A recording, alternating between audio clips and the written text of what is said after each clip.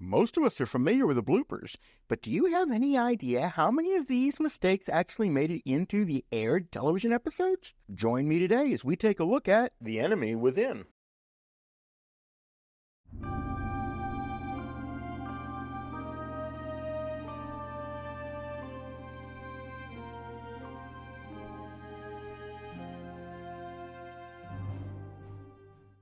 Now, a lot has been said over the years about the men who wrote Star Trek, but we really need to stop and take a special look at this particular gentleman, Mr. Richard Matheson. He only wrote a single Star Trek episode, but he was already a master of supernatural horror on TV and movies. Just look at the movies the gentleman did in the years following this episode: The Legend of Hell House, Duel, The Night Strangler, Stir of Echoes, I Am Legend, Trilogy of Terror, What Dreams May Come, and of course The Omega Man. And William Shatner himself was no stranger to Richard Matheson because he had written the two very best episodes, in my opinion, of The Twilight Zone ever written, both of which starring Mr. William Shatner: the incomparable Nightmare at 20,000 Feet and the sublimely satanic Nick of Time. Seriously, if you are not familiar with Richard Matheson, then if I could give you one gift today, go right now, hit pause, pop out, whatever you want to do, go watch one of these movies, go watch one of these TV episodes, and then come on back, pick up right where we left off here, and leave your comments below as to what you thought about Richard Matheson. Now, as a master of supernatural suspense and horror, what Richard Matheson wanted to do with Star Trek was unique. He wanted to take a classic horror story, in this case, Dr. Jekyll and Mr. Hyde, and translate it into a science fiction setting. So he came up with the idea of a transporter accident splitting Kirk into good Kirk and evil Kirk, Dr. Jekyll, Mr. Hyde. Now, interestingly enough, the entire subplot about Sulu and the crewmen being trapped down on the planet below and unable to be beamed aboard was not in his script, it was not in his story, it didn't actually serve to take any of his plot points forward, and he was not overly thrilled with it. However, he was very publicly appreciative of the episode in general and said he thought they did a really, really good job of bringing his vision to life. And now that we're actually inside the episode itself, we're going to take a look at our first continuity error. Take a look at the uniform that Bill Shatner is wearing as Captain Kirk. Notice there's no insignia on the chest. Okay?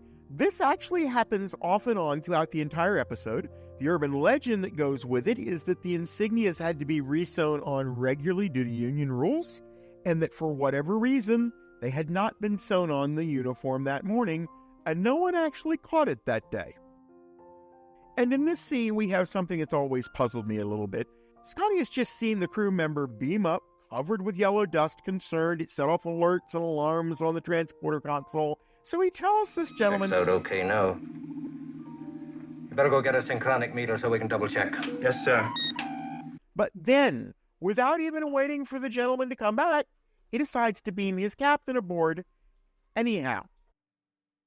The extension of this scene shows Kirk and Scotty talking as they go out the door. It's kind of ironic that Kirk says, "Don't leave the transporter room unattended." Scotty says, "It'll only be for a minute, sir."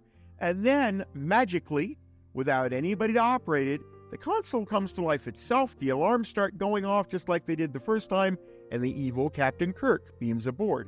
This is never explained, but could actually be a carryover from our friend Richard Matheson, whose favorite genre was horror. And in a revisit of continuity, I just wanted to point out that evil Kirk also is missing his insignia. Now good Kirk has it right there with Scotty a few seconds later.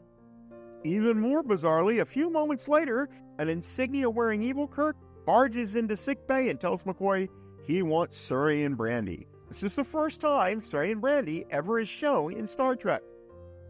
Now, there are several things in this episode that we will talk about in the course of this video that don't translate well in today's morality and ethics. The first one is the way this particular poor animal was treated. For the scenes in which the dog was placid, he was sedated. For the scenes where he was feral in the box, they starved him for over 24 hours and poked at him with a stick to make him ticked off to be able to shoot the scene. Now, this is the first time that William Shatner ever donned the green wraparound uniform, and that uniform was created for one reason only originally in this episode, and that was so that it would be easier to tell good Kirk from evil Kirk, but they didn't really utilize it that way throughout the episode. Now, interestingly enough, there was a pickup shot done. That's a phrase that was used by production when they needed to reshoot a scene for an earlier episode during the filming of a later episode. So they did a quick pickup of Kirk in this uniform, which is how he shows up in Charlie X for just a little scene wearing this uniform before he had ever actually worn it on set. Mirror, mirror on the wall, tell me, who's the foggiest of all? They actually fuzzed up her mirror deliberately so that you would not see reflections of any of the cameras or lights when she was looking into the mirror from this angle. And of course, Bill Shatner scratched on notice the left side of his face in the attempted rape scene with Janice Rand.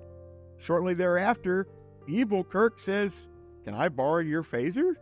And he gets a phaser too for his trouble. But not long afterwards, good Kirk confronts evil Kirk in engineering, and evil Kirk's holding a phaser 1. Or is he? I'll tell you about it. Around the third or fourth script that we were shooting, there was a scene where I was supposed to sneak up behind somebody, a villain in this case, and pull my phaser and hit him. My phaser was my gun, right? You got that? Hit him on the head with the butt of it to render him unconscious. That's the way it was written in the script. When we approached the scene, I said to the director, "This is archaic. This is really Western, you know, to pull a gun and hit a guy on the head from behind." He said, "What do you want to do?" And I said, "This man's an alien. We don't know anything about aliens. We can say anything we want. We can make the audience believe anything we want about an alien. You know, let's use our imaginations. A man could have very special knowledge of the human anatomy that hasn't even been discovered yet, or he may have some special power that only Vulcans have, you see." I said, "Why don't I just apply pressure to a certain area of his neck and shoulder here and pinch a little bit, and he goes unconscious, you see." Well, the director bought it, and that's the way we did it. Producers saw it in the rushes, the dailies, the next day, and said, "That's a great idea. Let's keep using that." Now, ironically, it was developed for this episode and this scene, but because the episodes are shown in a different order from when they were shot, it actually showed up in an earlier episode before this one. The extension of this scene is one of only 2 times they used a split screen to show Bill Shatner on both sides of the screen instead of using a body double. And only in this episode do we see a phaser's unique ability to reheat rocks. If you watch closely here, you will see that Sulu uses his phaser to warm up the rocks to get radiant heat out of them. But that's only going to continue to work as long as the phasers hold out. We never saw the phaser's ability to do this, nor its ability to spread its beam the way that it just did.